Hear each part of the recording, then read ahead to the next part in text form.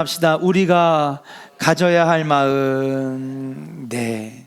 한 해가 저물어 가고 있습니다. 올 한 해 여러분들의 마음은 어땠습니까? 코로나로 인해서 마음이 참 힘들었습니다. 경제적으로 어렵기 때문에 마음이 참 힘들었습니다. 사업에 위기가 찾아와서 힘들었습니다. 또 어르신들은 밖에 나가지 못하고 만나지 못하고 또 서로 우리 성도들이 교제하지 못하니까 참으로 힘들었습니다. 밥 한 끼를 제대로 먹지 못하는 현실이 우리의 마음을 참으로 어렵게 했습니다. 참 힘든 것들이 많았는데 그것보다 정말 힘들었던 것은 우리의 마음, 하나님을 향한 마음이 약해지고 흔들리고 그래서 그것이 가장 힘들었지 않았을까.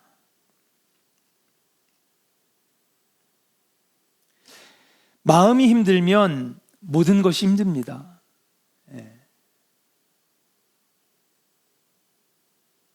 마음이 힘들면 육체도 약해집니다. 제가 건강검진을 받고 왔는데 9월달, 10월달에 2달 동안 매일같이 심장 쪽에 막 조여오는 듯한 고통을 느꼈다니까 저는 의사 선생님이 심장혈관이 안 좋아진 것 같아요. 좀 그럴 줄 알았거든요. 그랬더니 심장혈관과는 아무 상관없습니다 그러는 거예요. 아니 여기 심장 쪽이 아픈데 또 시술도 한번 받은 경력이 이력이 있는데 그런데 이게 그거 증상 아니면 뭐합니까 했더니 원래 혈관이 막히거나 혈관이 잘 피가 안 통해서 오는 통증은 그렇게 길게 오랫동안 통증이 오질 않는다는 거예요. 무슨 어려운 일이 있으셨어요? 그러더라고요 의사가. 특별히 대답할 이유가 없으니까 안 했어요.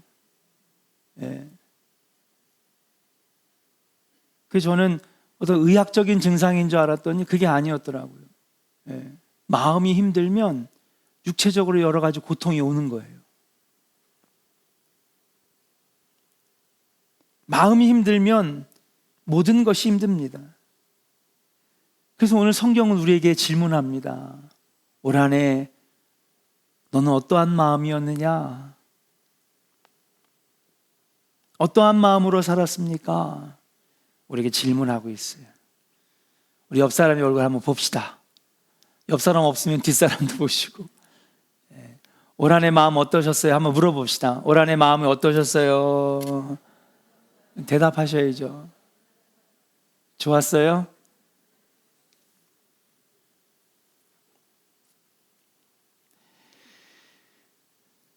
하나님께서 마음이 힘들고 지친 우리들에게 오늘 이 말씀을 주시는 것 같습니다. 참는 마음이 교만한 마음보다 낫고 급한 마음으로 노를 바라지 말아라. 노하는 것은 우매한 자들의 품에 머무름이니라. 여러분들은 어떤 마음으로 한 해를 사셨습니까? 화나는 마음, 짜증나는 마음, 분노의 마음, 급한 마음. 오늘 본문 8절에 보면 참는 마음, 교만한 마음, 급한 마음 세 가지의 마음이 나오는데 여러분들이 이 세 가지 마음 가운데 어떤 마음으로 여러분 사셨습니까? 오늘 나오는 교만한 마음은 어떤 마음일까요? 제가 가르치는 어떤 학생이 이렇게 적었더라고요. 자기가 제일 잘한다라고 생각하는 마음이 그게 교만한 마음이라는 거예요. 이건 내가 제일 최고라고 생각하고 다른 사람은 나보다 못하다고 하는 것을 품는 것이 교만한 마음이라고 하는 거예요. 글쎄, 자신감이 아닐까? 참 교만함과 자신감을 분간해내기가 참 어렵습니다. 그러나 성경적인 관점에서 볼 때 교만은 뭐냐? 여러분, 세상적인 기준이 아니라 하나님 없이 사는 그 모습 자체가 교만함이라고 하는 사실이에요. 기도 없이 사는 것이 그게 교만함이라는 거예요. 세상 사람들이 말하는 거는 야, 너 되게 잘난 척한다. 야, 이건 내가 최고야. 이건 딴 사람들은 절대 나 못 따라와. 이런 게 세상 사람들의 뭐 교만이다, 자신감이다 그런 기준이라고 한다면 성경에서 말하는 교만은 완전히 개념이 달라요. 하나님 없이 살아가려고 하는 그 모습 자체가 이미 그 마음에 교만함이 있고 그 마음이 교만한 마음이라고 하는 거예요.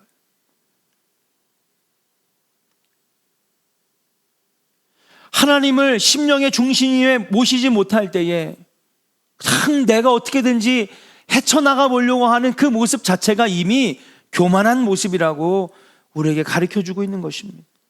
자기 중심적이고 이건 내가 할 수 있다라고 생각하는 그런 마음.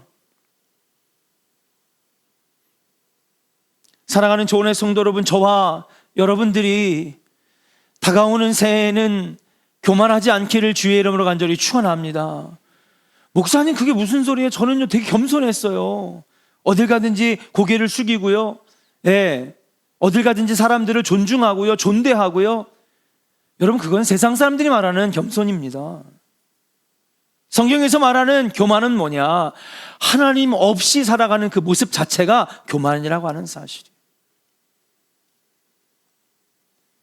그래서 우리는 더 기도해야 되고 아버지께 물어봐야 되고 모를 때는 말씀을 읽어서 길을 찾아야 되고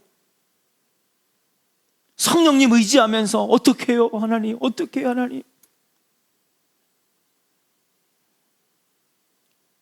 올 한해 정말 교만함으로 살았습니다. 하나님 없이 해보려고 했던 그 모습들, 다가오는 새해에는 여러분 이 마음이 사라지고 하나님 앞에 겸손하게 무릎 꿇고 자복하고 두 손 들고 주님 의지하며 나가시기를 주의 이름으로 간절히 축원합니다. 또 올 한해 여러분 어떻게 사셨습니까? 오늘 보니까 급한 마음으로 살지 않았느냐. 급한 마음, 조급한 마음. 이 급한 마음도 따지고 보면 결국에는 자기 중심적인 생각, 내가 내리는 결단이 진짜고 전부고 최고라고 하는 생각에서부터 나오는 행동이라고 하는 거예요. 나오는 마음입니다. 결국 내가 생각하고 내가 결정하는 것이 맞다라고 하는 이런 교만함이 내 밑에 깔려 있을 때에 성급하게 결정하게 하는 것이죠. 급한 마음도 하나님 없는 마음, 하나님을 생각하지 않는 마음에서 생겨지는 마음이다. 자, 교만한 마음과 급한 마음, 이런 마음이 생기면 어떻게 될까요?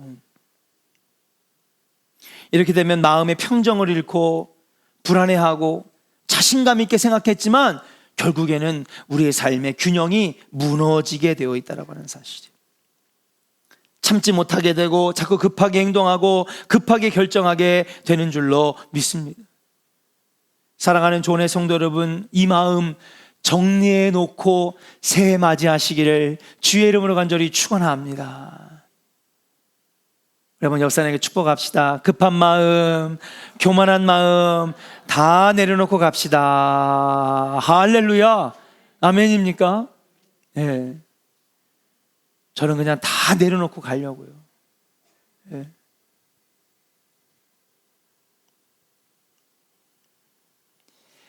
오늘 또 한 가지의 마음이 나오는데 오늘 참는 마음이 하나 나옵니다. 참는 마음, 이 마음이 교만한 마음이나 급한 마음보다 훨씬 나은 마음이라고 우리에게 가르쳐주고 있어요. 당연히 교만한 마음과 급한 마음, 이런 마음들은 하나님 없이 살아갈 때에 생겨지는 마음이라고 한다면 참는 마음, 인내하는 마음, 이것은 누구와 함께 할 때 생길까요?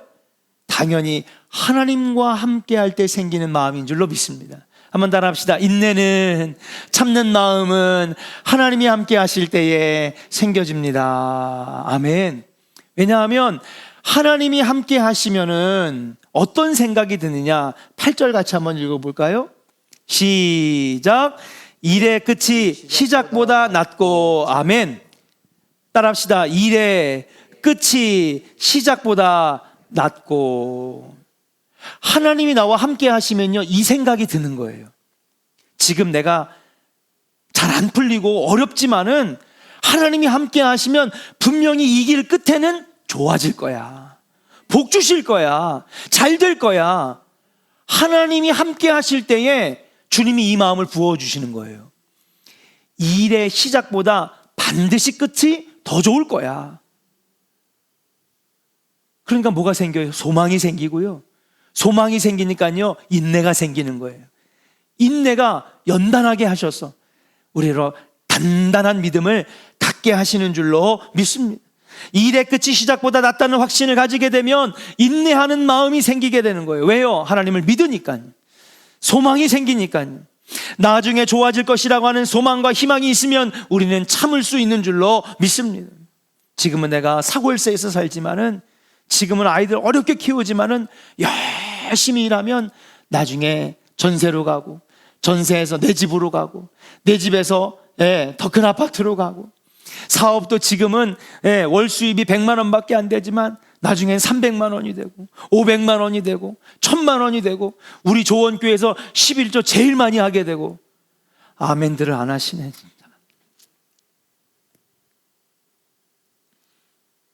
왜요? 주님이 함께 하시니까. 주님이 함께 하신다라고 하는 그 마음이 있으면 소망과 희망이 생기는 거예요. 전도서 3장 10절부터 11절에 보면 이렇게 말씀하셨습니다. 같이 한번 읽어보겠습니다. 스크린 읽고요, 보면서요. 시작. 하나님이 인생들에게 노고를 주사 애쓰게 하신 것을 내가 보았노라. 하나님이 모든 것을 지으시되 때를 따라 아름답게 하셨고 또 사람들에게는 영혼을 사모하는 마음을 주셨느니라. 그러나 하나님이 하시는 일의 시종을 사람으로 측량할 수 없게 하셨도다. 아멘. 근데 하나님은요, 미리 알려주시는 법이 없어요. 네, 하나님 우리를 어떻게 끌고 가실지 몰라요. 중간중간에 시험을 몇 번 주실지도 우리는 몰라요. 시종의 일관을 주님이 주관하시는데 어떻게 하실지는 우리가 알 수는 없는 거예요. 그래서 우리에게 뭐가 필요하느냐? 여러분, 믿음이 필요한 줄로 믿습니다. 전적으로 하나님을 신뢰하는 믿음. 믿음이란 하나님께서 일의 끝을 시작보다 낫게 하실 것이라고 하는 믿음, 믿는 것, 이것이 바로 믿음이 있습니다. 이 믿음이 우리 것이 되어야 되는 것입니다. 그리고 그러한 믿음이 있으면 중간중간에 한 곱이 넘겼는데 또 시험이 오고 또 어려움이 오고, 그래도 여러분 우리는 견딜 수 있고 인내할 수 있다라고 하는 사실. 왜요? 이 험한 길 끝에는 반드시 시작보다 낫게 하실 주님이 우리와 함께 하시기 때문에, 예, 저는 믿습니다. 이 코로나의 끝은 반드시 우리가 승리하고 교회가 승리하고, 예, 세상이 우리를 손가락질하고 핍박해도 결국에는 하나님이 승리하시고 십자가가 승리하고 기도하는 자가 승리하고. 아멘. 우리가 세상을 바꾸고 영혼을 구원하게 될 줄로 믿습니다. 내가 하는 것이 아니기 때문에 그래요. 하나님이 하실 것이기 때문에, 하나님이 주관하시기 때문에. 여러분, 이 믿음이 여러분에게 있기를 주의 이름으로 간절히 축원합니다. 궁극적으로 마지막에는 아버지께서 좋은 것들로 이끄심을 믿는 것, 내 시작은 미약하였으나 내 나중은 심히 창대하리라 라고 하시는 그 약속의 말씀을 믿는 그 믿음, 이 믿음만 있으면 됩니다. 따라합시다. 이 믿음만 있으면 됩니다. 이 믿음만 있으면 되는 거예요, 여러분. 이 믿음만 있으면 되는 거예요.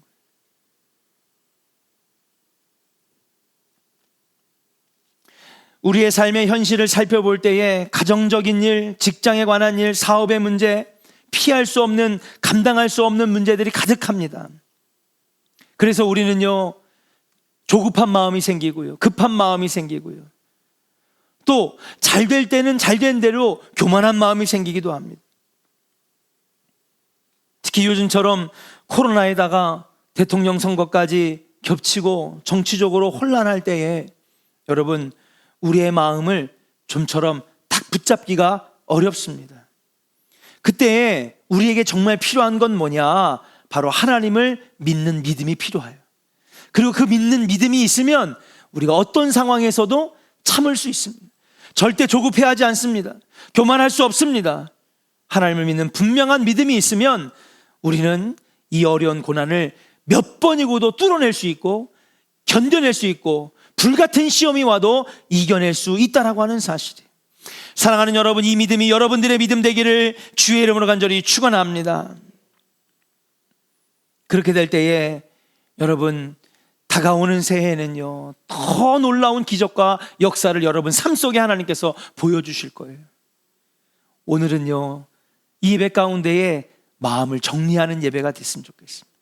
올 한 해 믿음 없음, 교만한 마음, 조급해하는 마음, 어두운 마음, 하나님 오늘 밤에 기도하면서 다 내려놓기를 소망합니다. 하나님, 내 안에 주님을 확신하는 마음, 주님이 나에게 정말 좋은 것들로 시작보다 끝을 더 낫게 하실 것이라고 하는 확신을 내 마음에 부어주시고, 어떠한 일이 있어도 흔들리지 않도록 믿음 주셔서 참을 수 있는 인내를 부어주시옵소서. 기도하게 될 때에 여러분, 새해에는 놀라운 역사가 나타난다는 사실이,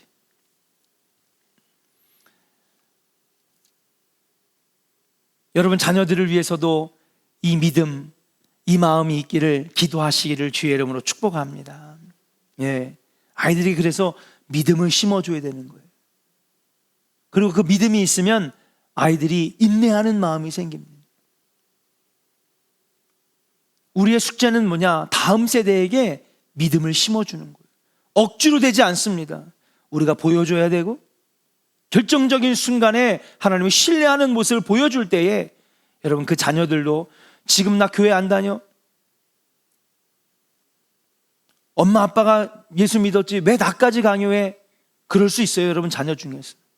그러나 보세요, 여러분, 여러분의 자녀들도 언젠가는 신앙의 터닝 포인트가 분명히 생길 때가 있습니다. 그때에 하나님께서 그 자녀들의 마음에, 머릿속에 부모의 모습을 떠오르게 할 거예요. 아, 우리 엄마는 이럴 때 어떻게 했었지? 우리 아빠는 어떻게 했었지? 그들도 인생의 어려움을 만나면 하나님을 찾을 거예요. 인내했던 엄마 아빠의 모습을 기억해내고 그들도 하나님을 찾을 거예요. 그 믿음의 모습을 보고 그들도 하나님을 만나게 될 줄로 믿습니다. 어릴 때 자제력이 컸던 아이가 나중에 공부도 잘하고 사회적으로 성공한다라고 하는 연구 결과가 있습니다.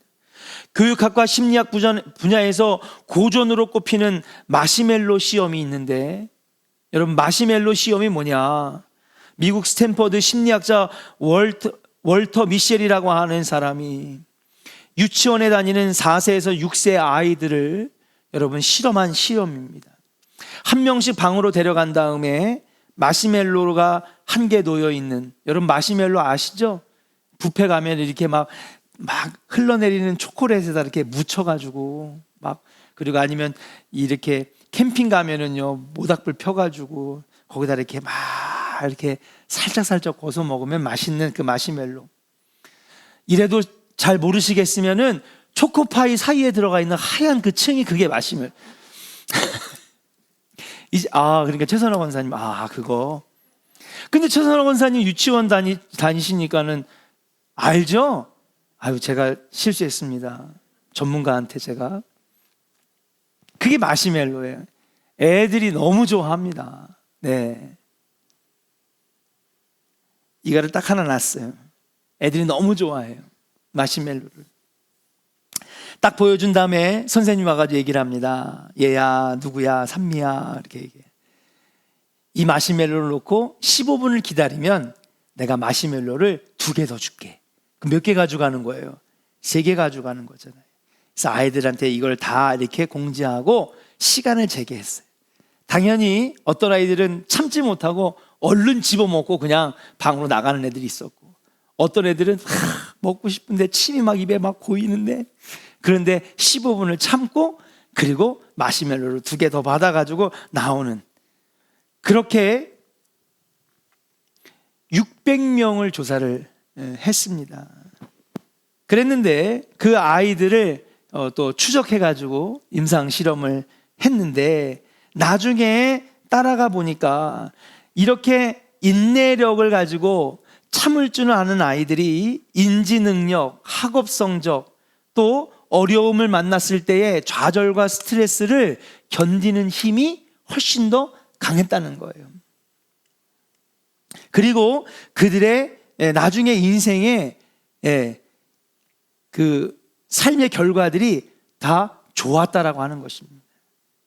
반면에 인내력이 약했던 아이들은 훨씬 더 쉽게 포기하고 어려움 만날 때 훨씬 더 그 어려움을 뚫고 나가는 힘이 덜해졌다라고 하는 것이죠. 건강 상태도 물론 사람마다 다르고 식습관 또는 생활의 패턴에 따라 다르지만은 그것을 조사를 해보니 그래도 인내심이 있고 참을 줄 아는 그런 훈련이 되어 있는 아이들이 건강 상태가 훨씬 더 좋았다라고 하는 것을 여러분 연구 결과를 발표했어요. 그래서 아이들에게 인내력과 자제력과 의지력을 키울 수 있도록 가르칠 수 있다면 그 자녀들은 더 나은 삶을 살 수 있을 것이다. 그렇게 연구 결과가 끝이 납니다. 여러분, 자녀들에게 인내하고 그리고 자제하고 그리고 참을 줄 아는 마음을 어떻게 심어줄 수 있을까요? 저는요, 믿음을 심어주는 것보다 더 좋은 방법은 없다고 생각합니다. 할렐루야. 신앙을 가진 아이들이, 여러분 반드시 신앙으로 잘 자란 아이들이 저는 반드시 하나님께서 복 주실 거라고 믿어요. 믿음이 있으면 견딜 수 있거든요. 하나님이 날 지켜주신다고 하면 견딜 수 있거든요.